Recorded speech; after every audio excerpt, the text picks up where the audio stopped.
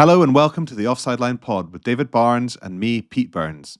If you enjoy what we do, please subscribe so that you never miss an episode and tell your friends, family, teammates, clubmates and the people you sit next to in the stand all about us. And if you'd like to leave a positive review, it would really help us with the old algorithm as it helps other people find us. Thanks for listening, and here's today's show. It's the offside line. This is not soccer. Is that clear? Stanger could be there. Fuck, it's a try. A magnificent try for the 21-year-old. Brilliant. Oh, that's brilliant. Barney, how are you, mate? Do you have a good weekend? Good weekend, yeah. Watched both games. I was at Hive on Friday night and on the iPad on Saturday night watching Glasgow and Dublin. So yeah, it was a good weekend. How about yourself? Yeah, I was much the same. So I didn't go to the game on Friday. I was watching it, and then it was actually brilliant. I sort of skittered around loads of different games. I was obviously keeping an eye on the Munster game as well, seeing if Benetton would cause an upset, which they kind of threatened at one point, but Munster too motivated, too powerful in the end, and they pulled away with that one.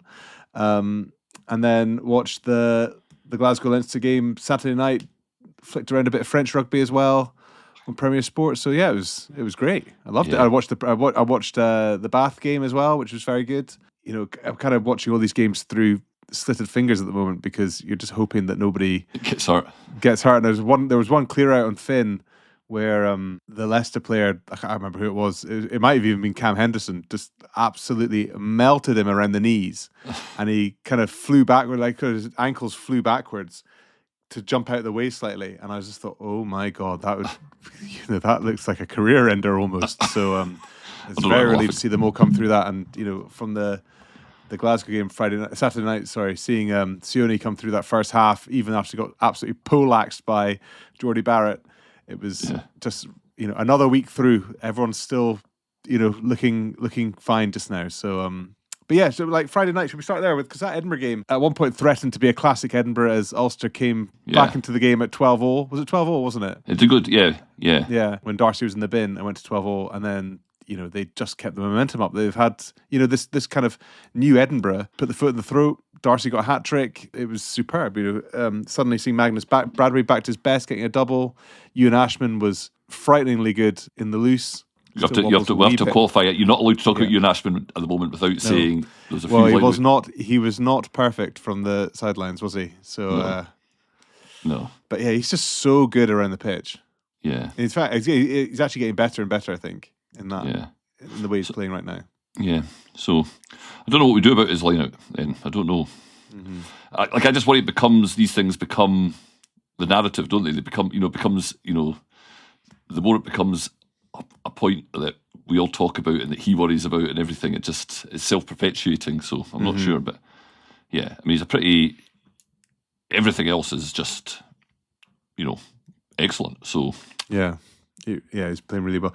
Yeah, and then there were moments where you kind of think some of the departing heroes are going to go out in moments of glory. Javan had a great break at one point. Mark Bennett has a searing break at the end, which you think is going to either end in a try for himself or set up a try, and it just unfortunately guddles it a wee bit after making this fantastic break for the first. He's not hardly been on the pitch this season, but that old acceleration is still very much in evidence. So is the story with some of the guys leaving. Edinburgh put up a thank you montage of a picture of the people leaving, and there are a huge number of them. And obviously we know guys like Jamie Ritchie and Dave Cherry off to France.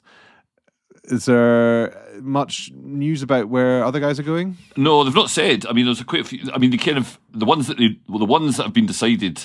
They said that's where they're going, and the rest are to make are deciding what their next move is. So I don't know. It'd be an interesting one. Good to speak to someone like Mark Bennett. I mean, he's 32 now, is he? 33. So he's not. I mean, he's probably got a couple of years in him. Although he's had a tough couple of years. But I don't know. I've no idea. I've not heard any rumours or anything either. So it'll be interesting.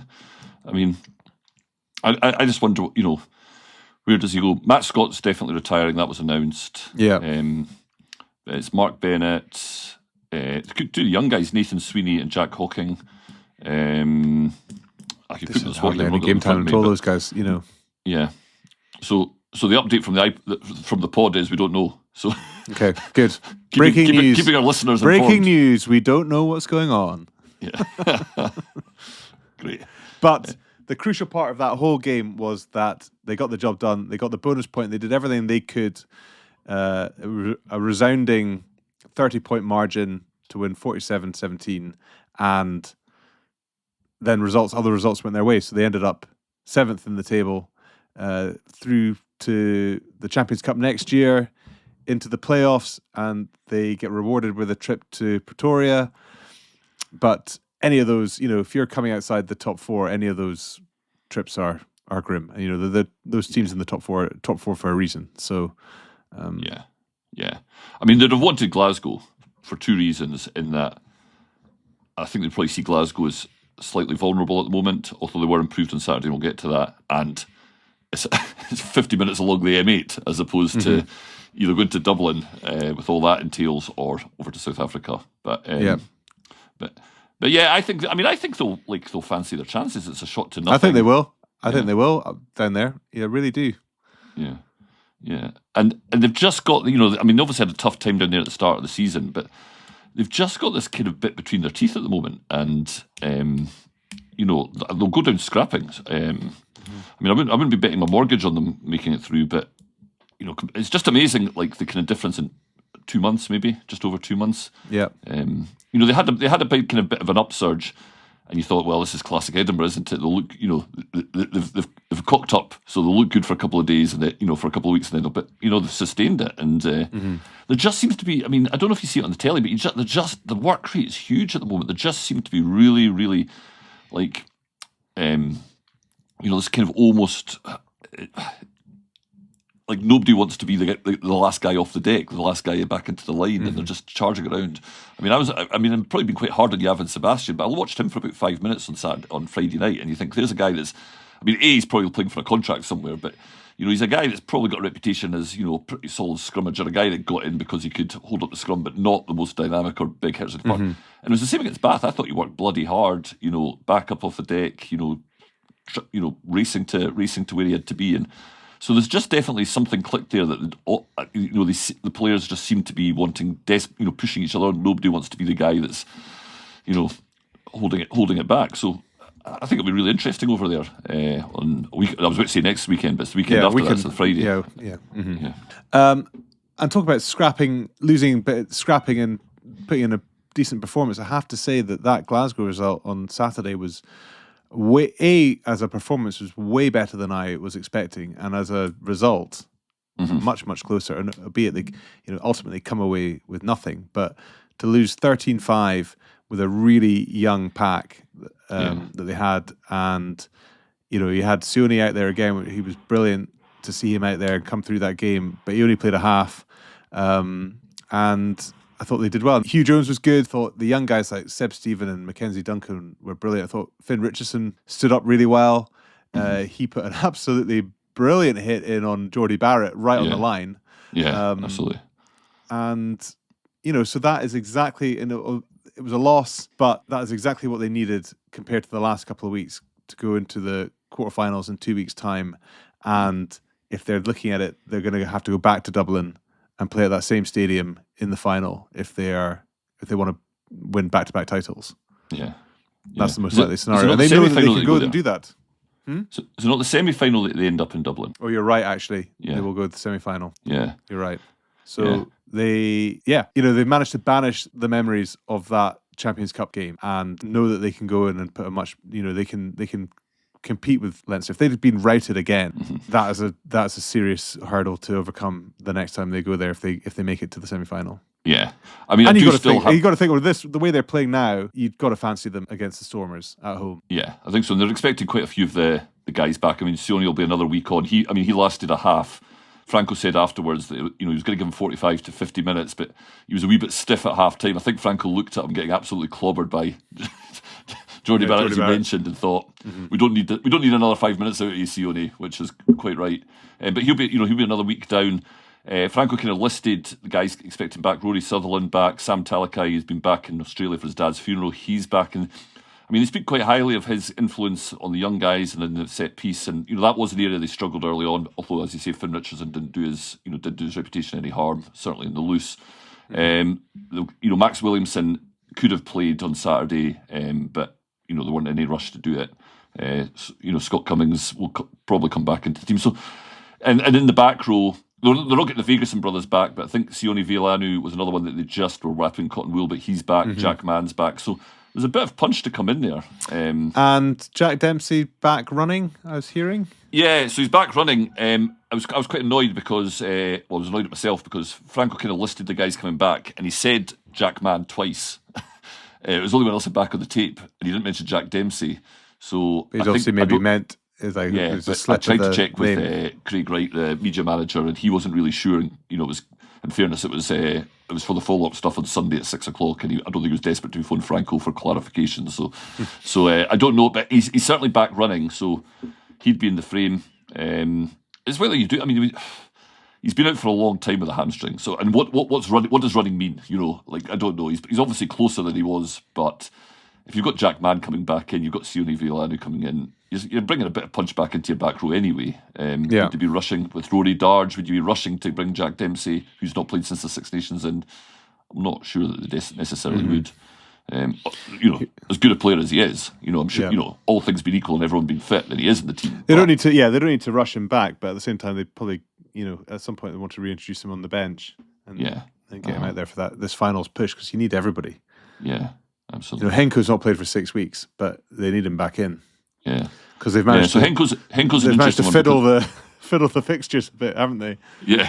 So it seems that they're playing Black Lion, the Georgian team. Have you seen this? So they're playing this Georgian team on Thursday night, and that seems to have been counting as a game, one of Henko's suspended matches, which means he's back. He's available again Saturday, which is cute. It's if you get away with it, why not? But it seems a wee bit. It was like, do you remember when Zander got sent off playing for Scotland against Wales, and he got back a week early because they claimed that he was going to play for Glasgow A versus Ayr in the Super Series in the fallow week of the Six Nations, and you thought, come on, guys.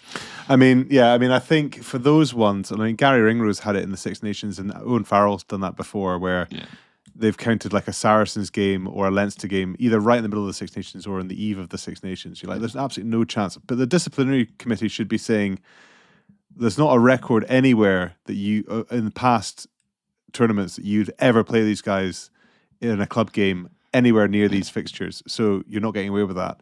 Whereas I think a kind of 30-something-year-old South African back row player, you could maybe convince that he might, in a normal scenario, be playing the Thursday night.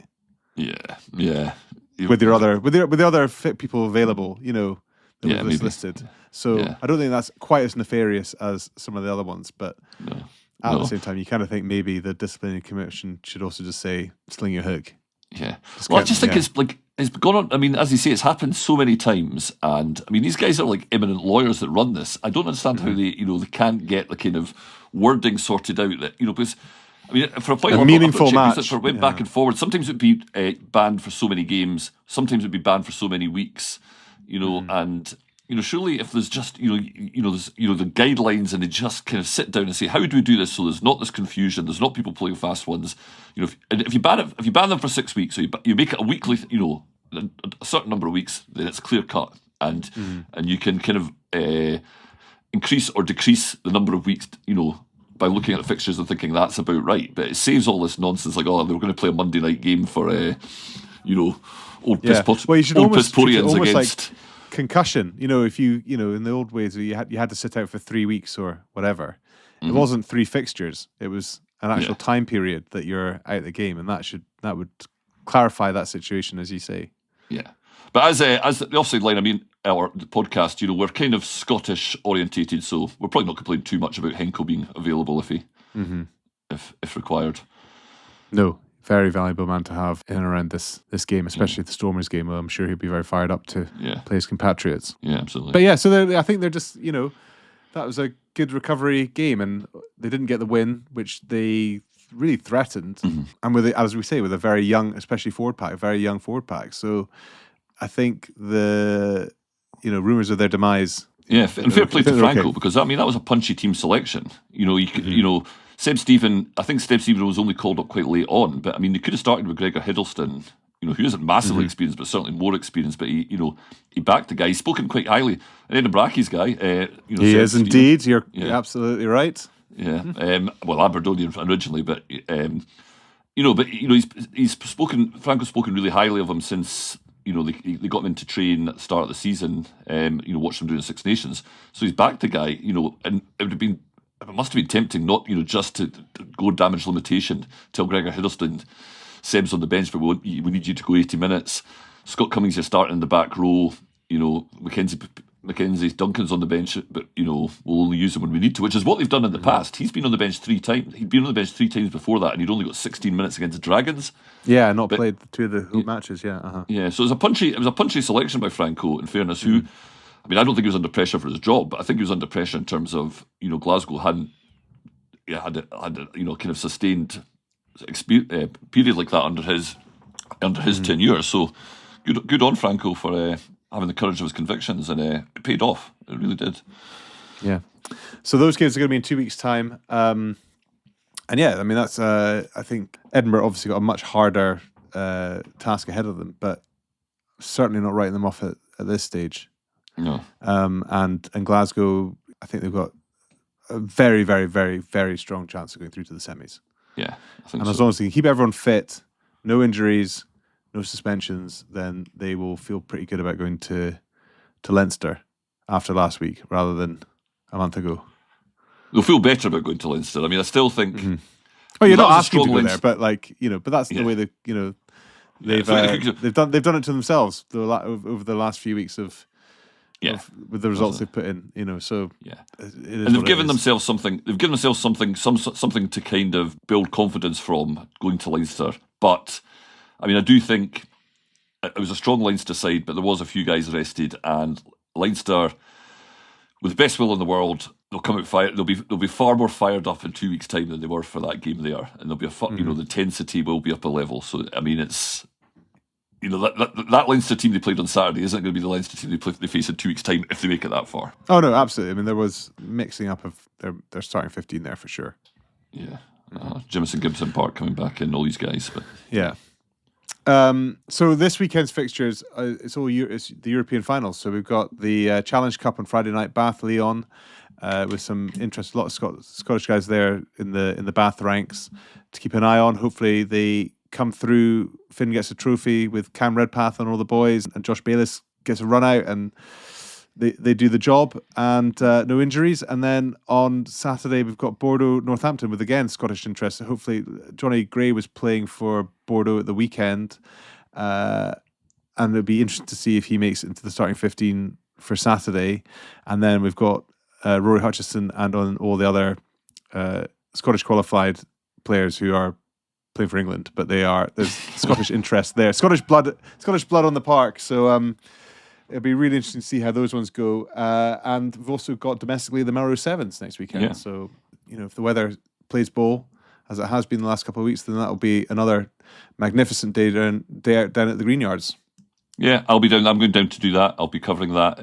It's interesting the draw they've done for the Melrose Sevens this year, because there's a wee bit of pushback about from the kind of the domestic clubs were kind of a bit hacked off because they'd come down and they'd be chucked in, play the preliminary round in the morning up against these kind of semi-pro or sometimes fully pro 7 specialist teams. Booted out, then off they went home. So they've kind of, I think they've thought a bit harder about who they've invited. So like Shogun Rugby are back after last year, who were the winners last year. But example would be London Scottish. It's London Scottish Lions, which is the kind of amateur team down there. And these teams are all having to play in the first round or the preliminary round. And there's been a bye given to 8 of the Scottish club sides to start in the second round, because there's 24 teams. So you have 16, and then 8 go through, and then they play 8 teams in there. So they've obviously taken that on board, that the guest sides are great. They add a different dimension to it, but it's got to be a contest. It's got to be fair, and and people also want to see Scottish teams have a pop. And speaking of Scottish teams having a pop, Edinburgh Accies will quite fancy themselves after a success at Jed Forest on Saturday. Yeah, so, champions at Jed for the first time ever. You can watch the highlights on Border Rugby TV on YouTube, and they played really well. And they've had a great Kings of the Sevens. I mean, Melrose are champions. That's decided, done and dusted already. But Accies are currently second, and that is, they've been really good this 7th season. Fair play to them. So they've got London Scottish. I was doing the kind of preview for it this morning. They've got London Scottish Lions in the first round, and then they play Melrose. Funnily enough, if they get through now, so it's a tough. But you have to beat the best teams to get through. But I think it'll be a good day. The Melrose Sevens is it's kind of reinvented. I mean, it's a 4-day festival now, and you get a few of the old, and all the rest of it. Yeah, and you get a few of the old guard. It's not like it used to be. And of course it's not. It's completely different. It can't it's a completely different world. Yeah. And I went for a wander around the Green Yards on last year for the Sevens, and it's set up to the party tent, and it is it's very much geared towards. It's almost thrown at it as like it's a criticism. It's trying to be the Melrose. It's trying to be like the Hong Kong Sevens and the Scottish Borders. Like that's a bad thing. But actually, if you're 20 odd years old, it looks like a right good piss up, like a right good day out. And I think but I think they've done the right thing to try and make it a bit more competitive for the club sides, so that so the likes of Accies and Watsonians and Heriots will sit, get in the habit of thinking like it used to be. This could be a real good day out. We could watch our team get through to the semis, get through to the final. There's a potential there, so let's fill a bus. And if not, we'll have a good day out anyway. So I think they've kind of shifted. I think the days of like expecting people to stand around a car and have a couple of sandwiches and a beer, you have to kind of lay stuff on for them a bit more, and that's what they've done. So I think it's quite a good. I think it's a good day out. Good on them. I mean, it is pretty wild. As if it's sunny and it gets on, it's pretty. It's pretty loose, but who am I to it's great criticise fun. It's a great day out if you want to go down. And also, but they've got family areas and all the rest of it. It doesn't get so out of hand that you can't go down with your family. Exactly. So, I mean, you've got behind the. I mean, if it's the same as last year, they've got behind. There's the grandstand, and then there's a bit of grass directly opposite that behind. And that's where the bars are, and it's kind of, that's for the 18 to 35 age bracket. And then people like old sods like you, Pete, with your if you take your young kids down, across the road, that's there's the food tents, and there's tons of them. There's tons of food tents, like pizza. So it's so there's plenty doing the rugby. The rugby's good, and so I'm quite looking forward to it. Like as a journalist, we always like kind of roll our eyes. It's kind of just because journalists like moaning, but it's a long day, and it's quite hard to report on because it's just short ties. But actually, like anything in club rugby in Scotland that attracts that kind of crowd. Yeah, that crowd, that energy, everything about it is, massive round of applause of what a fixture it is every year in the calendar. Yeah, and it has been a kind of fractious period for them. There's no escaping that. I think there was a kind of changing of the guard. The new guys, new group of people came in and tried to kind of really.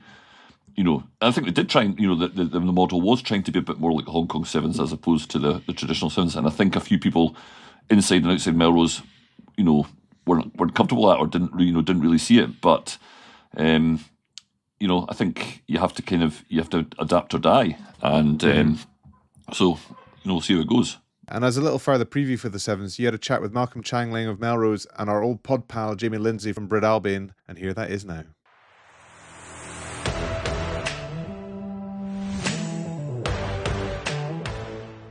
So we're joined by Malcolm Changling, who is the tournament manager for Melrose Sevens, I think, and Jamie Lindsay, managing director of Brydalbion Finance and general Melrose Sevens' biggest fan by the sounds of it when you speak to whenever you bump into him. So it's just a quick catch up. So thanks for joining me, gents. Thanks, pleasure, David. Barney. Pleasure. So Malcolm, we'll start with you because you're the guy that's probably under the most pressure at the moment. How is the Green Yard shaping up? 4 days out for the big event. Well, that's right, David. It's since I've come to be involved in the Melrose Sevens, my eyes have been opened. Phil Morris, the tournament manager, has got a really good volunteer group together that look after every aspect of this week, and it's really emerged into the Melrose Festival week. So all his experience of running the Hong Kong Sevens back in the day, he's brought to the fore. So it's a very well managed operation, but everybody has to stay in their lane and do all their bits and pieces pieces to make it happen. And what I like about it, you've got that core group, David, but there's some tremendous people as part of the rugby club. We've got a grounds crew at the moment, absolutely setting up fields and the whole pitch, just to get everything absolutely ready for the day. Because we take it really seriously that this is the birthplace of sevens, when Ned Haig first invented the game that's gone all over the world to Hong Kong, and it's even made Edinburgh, Jamie, hasn't it? So it's a tremendous creeping thing. North, Malcolm, creeping north. That's right. It's a tremendous thing for us, and the borders as well. You know, it's obviously part of the King of the Sevens this year, concluding at Melrose. It's concluded at a number of the different sports, as they call them, in the borders. It's concluded at Jed. For many years, it concluded at Langham, who did a very good job as well. So it's finishing with us this year, and we are very much looking forward to that. And I think as well, you know, having the women's tournament. So we've got the Donny Claymore, which has been presented by the Hong Kong Rugby Union, which is fantastic. That came off a flight from Hong Kong a couple of weeks back, and it's a tremendous addition to the tournament for the ladies. So I think there's some tremendous stuff and innovations every year that Phil and the team try to keep putting together. So yeah, looking forward to a great tournament 2025. Yeah, I mean I think that's kind of the crux of it, isn't it? That you know it's a historic tournament. Everybody knows it's the oldest tournament, but you have to adapt to survive. You know, it's a different world from back when Ned Haig came up with the idea. And you guys have, you know, I think it's been a bit of a battle at times, but you know, there's definitely been a kind of push to kind of try and hold on to the traditional bits that are so important, but also, you know, move with the times by introducing things like the women's tournament, the youth tournament, and just create more of a 4-day event. I think so. I think, you know, as I say, it's the heritage of the game, but you don't get away with heritage forever, David and Jamie, do you? You've got to keep evolving the whole time. And I go out there, I love sevens, having been obviously a professional referee. I refereed on the World Series. So you learn a lot about how tournaments are put together, doing Hong Kong and Dubai and South Africa, Singapore, etc., etc. There's some great innovative features there. I was always disappointed when Scotland didn't have its own seven when it went, because for me it was a real pathway into professional rugby. So what we're trying to do here is very much see this as a pathway for, as you said, David, under 16 tournaments, under 18 tournaments with border teams. We've introduced an open tournament with London Scottish coming up, fantastic teams from the private schools and the border clubs and the Scottish clubs. And that's not sort of taken on from what Merchiston do with the 15-a-side festival. So the kind of idea there is maybe we could grow this out to be a real festival of sevens that take in quite a bit of the international teams at both traditionally the guest sides, obviously at Melrose Sevens, but right through the youth and the females as well. Yeah. So Jamie, you know, the Offside Line in Breadalbane, we've got an existing relationship because you sponsor our community. So listen to Malcolm there. This all that stuff's right up your street, is it not, or right up Breadalbane Street in terms of rugby, but the community of rugby, the rugby community aspect of it. Oh, Barney, you know me. I absolutely love this stuff, and Melrose and the Sevens especially is just custom made for Breadalbane support. I was actually down in the Green Yards today, and Malcolm, you'll know better than I will, but there must have been a dozen, if not more, members of the club down painting barrels at one point, just mucking in, helping wherever they could. I actually saw a guy on what I thought was a sit-on lawnmower going up and down the 4G. It turns out it's not a lawnmower for obvious reasons, but they were sweeping it, just getting the dust and everything off it. But that kept me entertained for a good half hour until somebody explained it to me.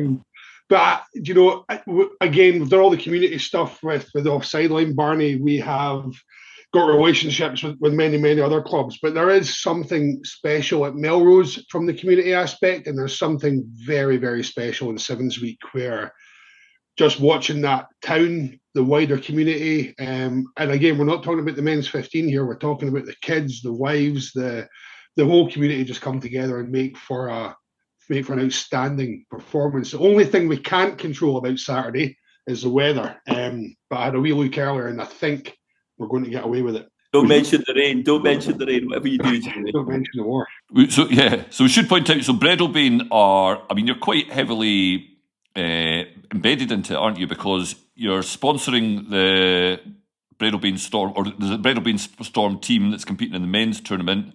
You're sponsoring the Breadalbane Doddy Claymore Cup, and I'm not sure if I'm allowed For to the say ladies, it. yep. Yeah, are you presenting the Claymore, Jamie? I'm just wondering. I am not, David. I will ceremoniously pass to Cathy Weir the Doddy Claymore for both reasons of prestige, deservingly, and probably there's a health and safety aspect of letting me loose with a Claymore about 7 o'clock in the evening after a day at Melrose. So I'm more than happy to let Cathy do the honours on the day. But I think, at some point, again, another thing on the run up to this, obviously we have got the kids festival, there's the women's, there's the men's.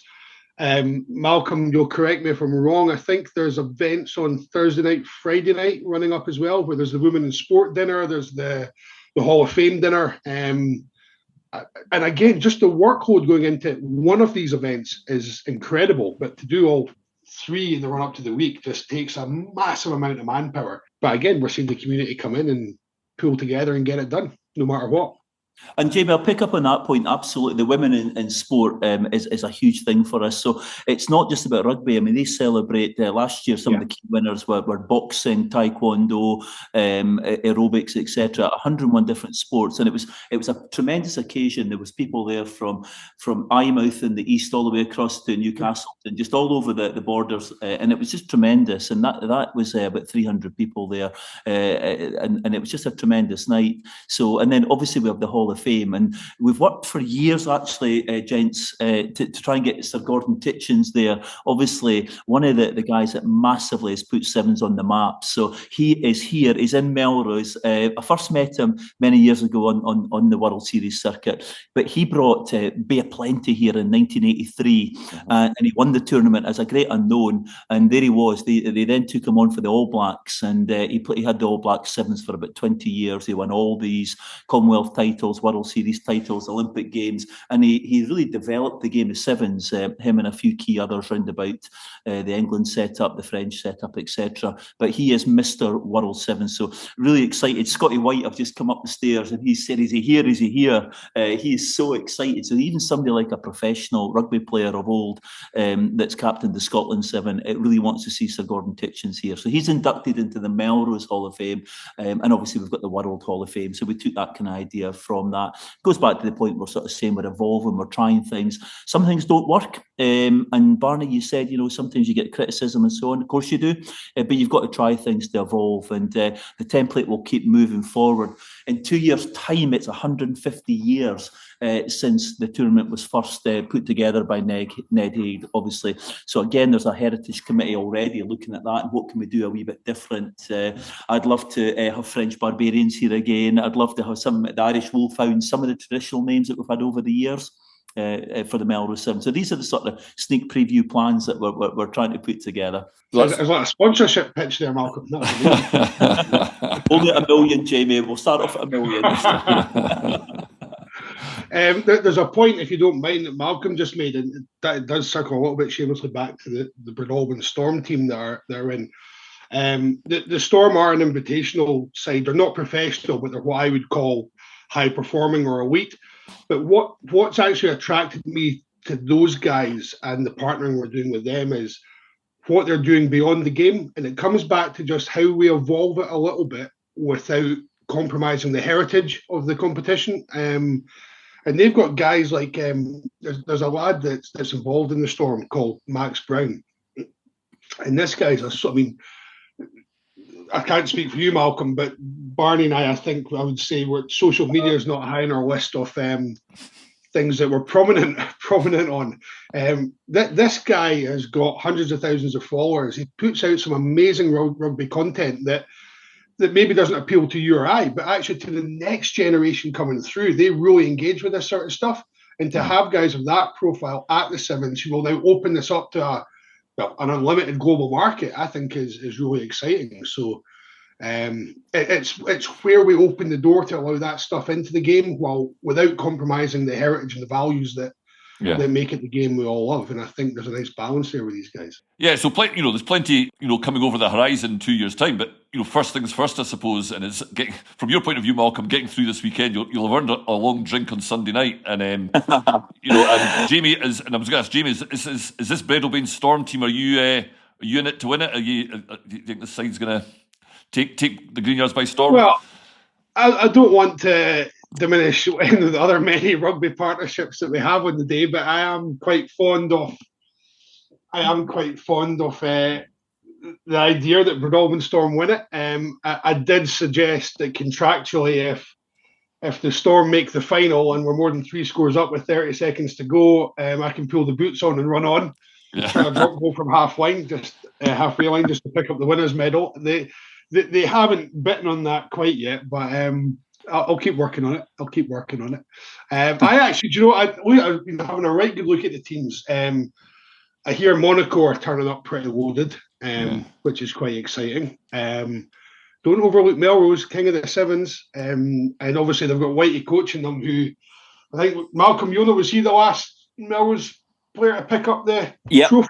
That would go back to 2011. So the last Scots winner was 2019 with a very good Watsonian side, obviously, but the last Border side, 2011. Obviously, my rugby was played at Gala. We had 1999 a tremendous Chris Patterson, Nathan Hines side. So it takes a pretty special team to win at Melrose. And Alex Kirkwood, the jewellers, going all the way back to the 19th century, they are still producing the Melrose medal. They're all in order, and they're tremendous. The heritage of this. Some of the things that we try and do, like the balls that we try and produce, are kind of unbranded kind of balls, that kind of thing. Just taking it back to the roots. So you'll see this all exclusively live on YouTube, the Melrose channel. For many years, obviously, it used to be on BBC. Hard to get these kind of contracts now, but it picks up at 5:30 at night on Premiere, which is tremendous. Another great thing for us. Having the tremendous kind of sponsorships that we have. Obviously, Jamie's company, Howden, sponsoring the Lions, are in as one of the headline sponsors. So tremendous. But you're right, some of the teams, I'll go back to the heritage. Finlay Calder's bringing down Stuart's Melville. We've not had Stu Mel here in 15 odd years, so they're really excited about coming down. Monaco, you mentioned, I've got Freddie Owsley playing for them, so he, as we know, is going down south. So Freddie's in it to win it, as we say. So it could be that there's some exciting sides here. But you're right. Yeah. The spring circuit, the King of the Sevens circuit, has allowed the teams to sharpen up and play some really good tactical rugby. Aerobically, they're really strong. If you look at the circuit, there's been some tremendous wins this year from Kelso and Selkirk, and they're Jed in their own final at the weekend. Melrose have obviously won the King of the Sevens, the most consistent side, but it's all in the day. There'll be some tremendous ties there on the day. And one of the things we've done is taken all the guest sides to round 1, which means that they have to play 5 rounds to win it. And that was actually coming from them. They're saying, look, we're coming from Monaco.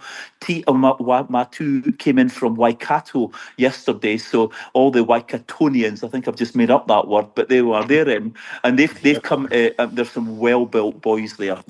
So these are the exciting things that always kind of make the Melrose Sevens. But as I say, tremendous Scottish sides there as well. When I spoke to Blair McPherson a few months ago and said, Blair, the way the season's structured now, Melrose is in May, he says, we will get a side together. They are well loaded. It's an Ayrshire Bulls type team, and they'll do well as well. So we're looking forward to the sides coming down. It was interesting because Anna, your daughter, sent through the team lists there, and I was looking through it, and that jumped my eye. That's really interesting because that's a really strong 15s team that a team of 15s players in terms of the Blair McPhersons, Jamie Shedd, and all these guys that Robbie Orr are on that team. So it'd be good to see how they can they translate into, and they've had a bit of time to play a bit of sevens, maybe not as much as the Border teams have had. But you alluded to it there. Melrose have won the Kings of the Sevens already, but they've not had it all their own way. Aki's won, beating Jed in the final last weekend. So Aki's all quite fancy. Edinburgh Aki's all fancy having a bit of a pop at this. I mean, I think they had a quite a good run a couple of years ago, didn't they?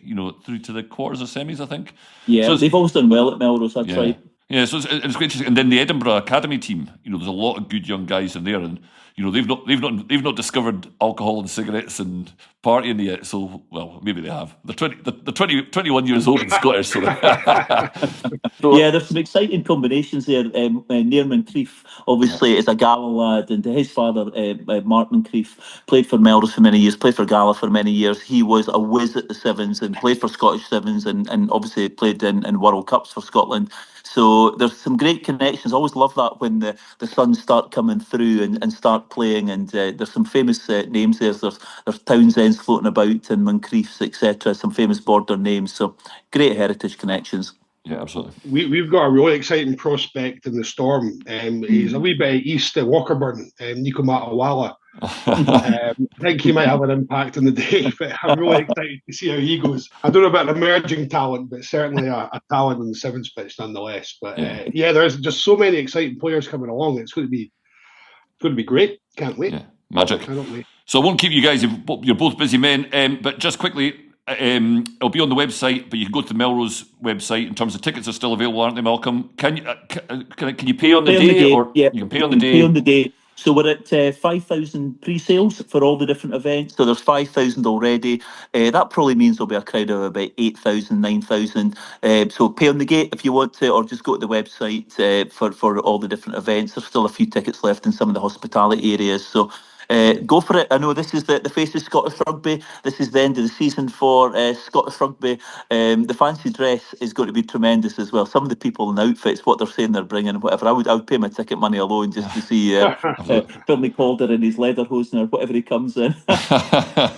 and the first tie is at. Yeah, we're kicking off at 11 o'clock and it's right throughout the day, finishing at 8. And what that kind of means, gents, is people pick a time of the day that they come. They like to maybe see the early guest ties and they come for 11, or they come for their own side when they play, or they just come for the quarterfinals onwards and so on.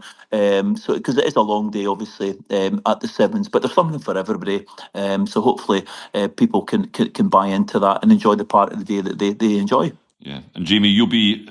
As a sponsor, you'll be in hospitality. So how many ties are you planning to watch? I plan on playing in one of them and watching. Now, I'll definitely be watching the rest. I'll keep a lid on it because I do really want to watch the rugby. But just a quick tip to any of the listeners: the Uber game in Melrose is not strong, as I found out to my cost last year. So do get yourself transport arranged. Otherwise, you're trying to flag taxis at 2 a.m. in the middle of Melrose, and that's not an easy thing to do. But it does tend to work out, though. Yeah. It's all fine. Excellent. And there is extra trains laid on, is that not right, Malcolm? There is. The Borders Railway's been a real boon for us. It comes to about within a mile, because you need that to walk off the juice that you've been taking. So a mile up the road at Tweed Bank, and there's lots of carriages head back up. They've done really well. Border buses put in all the extras and so on. So for a wee Borders town, we're quite well connected to get into the transport network. Magic.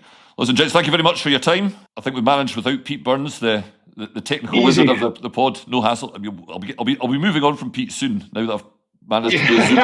I've reached the giddy heights of doing a Zoom all by myself. Perfect. Excellent. Thanks very much. Thanks for that tonight. Thoroughly enjoyed it, and thanks for all your podcasts and posts throughout the season. Scottish Rugby have really appreciated that. All the clubs and the schools, etc., and the referees. Thank you very much, Malcolm. Thank you, and thanks, Jamie. I'll see you both on Saturday, Barney, and we'll catch up for a beer. Excellent. Will do. Okay. Cheers, gents.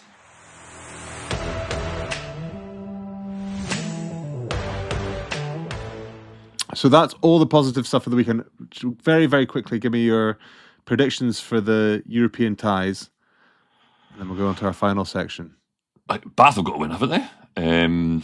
Yeah, you'd think so. Yeah. I am going Bath. I think it's going to be a high score, 35-15. Ooh, good. Yeah, I think that's a very good call. I think it'll be maybe a bit tighter just because it's a final. Yeah. I think it'll be 28-12. 12 to Bath. And Bordeaux, Northampton in the big show on Saturday afternoon at 2:45. Yeah, that's really... I tell you what, I thought they were going to get blasted by Saracens midway through that game on Saturday. Yeah. And then their comeback was amazing.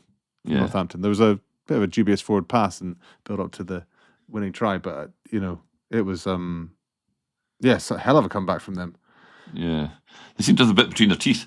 I think I'm going to have to go with They double like English. this time of year. This is what they were like last year when they won the Prem final. They Yeah, came that's back. right. Yeah, I think I'm going to have to go for double English success in Europe, which, rumours of English rugby Premiership's demise have been growing. Yes. I think it's still. I don't think that don't does think mask the gross. problems that they face. But so let's go. Northampton 18. I was about to say Bordeaux. Toulouse. They're not in it. Bordeaux 15. Okay. You're much better at this than I am, but I think Bordeaux are going to win it. Right. I think it will be a high scorer. I think it will be 33-31 to Bordeaux. All right. And that would be a great final. That'd be a great final. It would be a great final. I mean, I think you'd be right.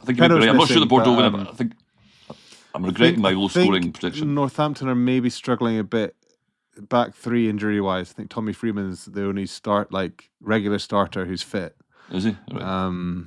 And that could, I mean, you've got guys like Bielbieri to deal with, and I just don't know. I think I'd love to see Johnny Gray come in and play in that game and be a double European champion, 2 different clubs. That'd be a hell of a story. That would be a hell of a story. So, I'll go with them. Do you remember like the first 20 years of the Heineken Cup? Like, I think it'd be like one Scot had, won it. Oh, no, yeah. And now there's loads. Yeah. It's good. Well, not loads, but some. Yeah. Let's go with that. Now, our final section of the day, Barney's rants. Oh, I forgot I was going to. Yeah, you were talking about journalists being grumpy at having to try and cover the Melrose Sevens and short ties, all the rest of it. But tell me more about some coverage that you did. You even cover it, or did you miss it and then have to cover it? No, I did cover it. Tell me about your rant. Ages covering it. I feel a wee bit bad because, like, I was really. Because it seems really petty now that I brought it up. I wish I'd texted you, Pete, when that happened. But it was last week, and they named the Scotland under-20 squad, women's squad, for Six Nations series that they're playing in the summer. And they put it out, they put all the names out, and flagged up how many of them had been involved in the Celtic Challenge, because that's an SRU project that they're really keen to kind of promote and congratulate themselves for. But there was just a lack of information there, like when this tournament is. What's the format of the tournament, where it is. I think it's in Wales. I'm pretty sure it's in Wales, but we don't know that for a fact. I put in a call to SRU or a message. I can't remember if I called, or I think I'd called, or certainly sent emails and text messages asking. There was nothing coming back. Now, I accept that they maybe don't know. These things haven't been nailed down, but I just think, and it's not just this one instance, but, you're trying to sell the game, and, big part of selling the game is putting it out there, and girls rugby, these are under 20s. So one of the things that isn't clear is you're allowed a certain number of over 20s, I think it's under 23s, to be in the squad to kind of play a mentoring role. But that's not clear. Right. That wasn't explained. So I'm looking at this team sheet and I'm going, I'm sure that girl's over 20. I'm sure she's 22. So I speak to Stuart Bathgate, who covers the women's game a lot more than me, and he explains that, but he doesn't know the rules because it's not been clarified. And then it didn't help. My mood wasn't helped by the fact that I thought ChatGPT would help me out on it. So I put it all in, and ChatGPT gave me all the information. So I was like merrily typing it all up, and then I realised it had given me all the information for 2024. And I did specifically ask for 2025. So I gave my friend ChatGPT. Careful. You got to be careful with that sneaky AI. There could be quite unreliable. It can be quite. Like, I'm not. I don't. Like, I was, because it didn't say I don't know. Here's 2024. It just told you here's the stuff for 2025. And it was just at the very end. I looked at it and thought this doesn't seem right. And so I said. So I said to Chat. I gave it a row. I said, that's the wrong year, ChatGPT. And he said, oh yeah, sorry about that. Thank God for the human brain, Barney. You were able to realise the error, and you didn't just put it out there. Well, it's lucky because I've ended up with the egg on my face. But I mean, I just think, and it happens quite a lot. I think and I think it's because it's the women's game. I think if you're a teenage girl, 17, 18, and you're into rugby and you're looking at the pathway, like there's a big enough problem at the moment that we don't know what the pathway looks like for women's rugby anyway. And you stick this squad out for all these girls who've done really well to get selected for it, but we don't bother explaining what it really is that they're playing in. We know it's called the Six Nations series or whatever, when it is, how you get involved in it, how if you're going to be able to watch it. And I accept that maybe not all the information is available at the moment, but explain that. And it just kind of hacked me off. Probably, yeah. And I'm now looking at it and thinking I maybe shouldn't be ranting about it. It's a bit unfair. But I think, we've just got to market it, and marketing is not just telling you how good you've done. It's like just telling people what it is and where it is. Because, I think, if people can't see it, they can't aspire to it, they can't buy into it, and they can't enjoy it. And it sounds very petty and minor, but I think it wouldn't take very much to just really explain what the pathway's like, what the whole thing's like. And it happens in the men's game as well, but I think it's more acute in the women's game because it's fighting a lot, it's fighting a battle for profile. And we wouldn't do this from the Offside Line's point of view, but by the end of it, I was thinking, what's the point of me trying to write this? Because it's a pain in the backside. It's taken me bloody ages. I'm not really sure that I've got it right. And so you're just putting people off, writing about it. Now, we would always write about it anyway, but try and make it easy for people, just to help sell it. So, yeah, I may be being a bit grumpy about it, but yeah. Readers, I'm gonna add a link to the show notes so that you can see David Barnes's detective work to put this article together. Sherlock Barnes over there. The link to the article I managed to put together in the end. Yes, yeah, absolutely. I should maybe cut and paste the ChatGPT conversation that I had and put that up. Yes, you should. Yes. Come on, ChatGPT, you're better than this. Giving it a row. I'm sure it was very upset. Yeah. Maybe you're the thing that's going to give it sentience, and this is going to be the end of the world because it's got around, it felt bad, and then suddenly it realizes it feels bad, and this is now a spiral. But I was being totally nippy. I was like, are you sure this is 2024? I think 2025. I think this is 2024. And then it came back and like, yeah, sorry, I got that wrong. And then I said something else. And I did literally think to myself, just let it go. There's no point carrying this on. Let it go, Barnes. No, but this is how the model learns, you see, Barney. You have to question it. This is, you're not only ending the world by giving, the sentience to this AI machine, but you're helping grow the power of AI. Well done. Yeah, I'm amazed that AI isn't all over Scotland women's under 20s rugby. It hasn't already learned all that information. But I mean, I think in fairness, I should just qualify. I think a lot of the information isn't available.